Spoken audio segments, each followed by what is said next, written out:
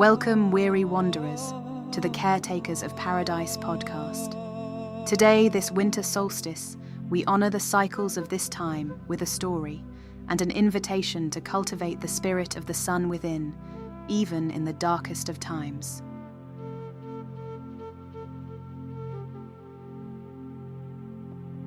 Gather close now, kindred spirits, for the days grow short and the nights stretch long.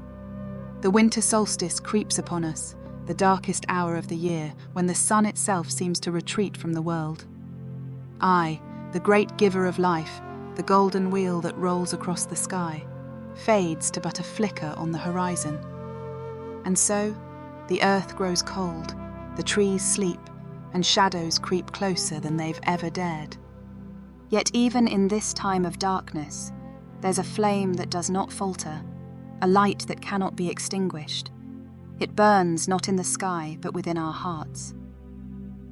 And so, let me tell you of how we came to understand this, how the old ones wove the stories of this season to keep our spirits alive, to remind us of the sacred truth, that the sun's gift is never truly lost.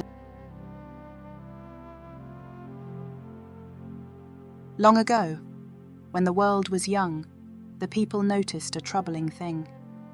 As the days turned colder and the nights pressed in, the sun grew weaker, its presence fading bit by bit. The sky itself seemed to mourn, veiled in clouds and frost, as if the great orb had grown weary of its endless giving. The people, frightened and forlorn, feared the sun might abandon them entirely. How would they live without its warmth, its light, its life-bringing power? The earth would freeze, the crops would fail, and all that was good and green would wither away. And so they turned to one another, gathering in circles around fires that mimicked the sun's glow. They told stories of hope, of rebirth, and of a power greater than the dark.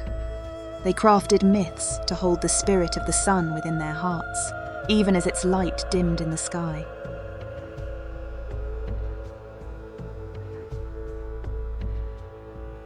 It was in this dark time that the people began to weave tales of a great giver, a spirit who embodied the sun's generosity. Some spoke of the Holly King, who ruled over the waning year and promised the Oak King's return with the rising light. Others dreamed of the Yule Mother, a goddess heavy with child, who would soon birth the sun anew. Over time, these stories took many shapes. In one land, they became tales of a jolly man who flew through the night sky, bringing gifts to all. In another, they spoke of the wild hunt, where spirits of the ancestors rode out to remind the living of their enduring presence. Each tale held the same truth, that even in the darkest moments, the spirit of the sun, the spirit of giving, remains with us.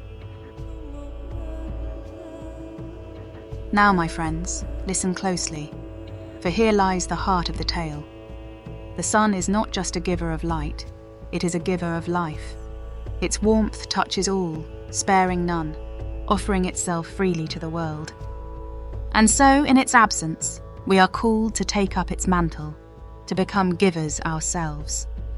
When we share a meal, offer a gift, or simply hold space for another's sorrow, we become like the sun. We rekindle its light within us and spread it to those around us. This is the wisdom of the solstice, that the sun's absence is not an end, but a calling to carry its spirit forward until it returns.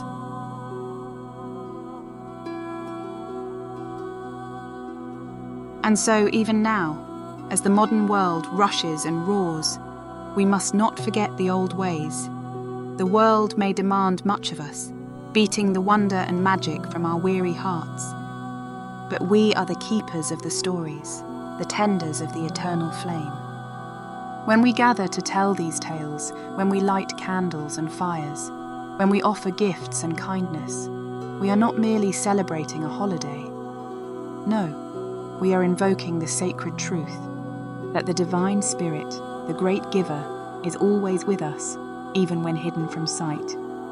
So let us honour this dark time, not with despair but with joy. Let us sing to the unseen sun, knowing it will return. Let us tell the old stories and craft new ones, weaving a tapestry of light and hope that will carry us through the longest night. For the sun's gift is not just in its light, but in its lesson. That we too are givers, bearers of warmth, creators of life. And when we give, we mirror the divine, proving that even in the darkest hour, the spirit of the sun burns on, eternal and bright within us all. Now go, kindred, and carry that light into the world. The sun shall rise again, and so shall we.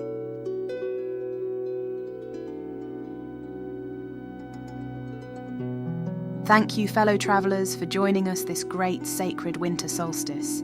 We hope you will join us again next time on the Caretakers of Paradise podcast.